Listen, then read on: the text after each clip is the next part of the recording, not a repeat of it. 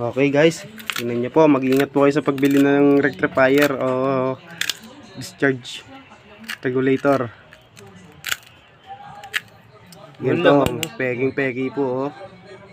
Wala ho siyang kahit anong pyesa na nakasalpak sa loob oh.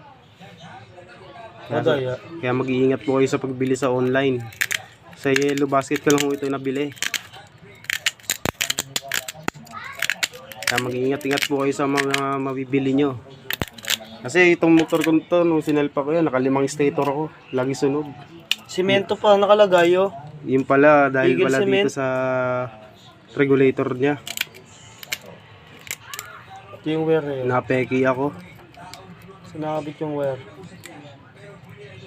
Ang original na regulator ho, pag binutkot nyo yan, meron na agad may kitang board at mga pyesa. Yan, wala ka pyesa-pyesa.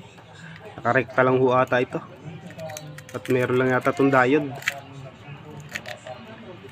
Tignan nyo maigi oh.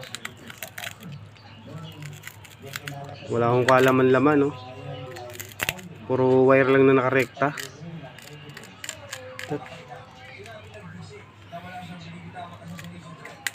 Kaya kayo guys, mag-iingat kayo sa mga pagbili ng pyesa ng motor. Lalo sa mga online.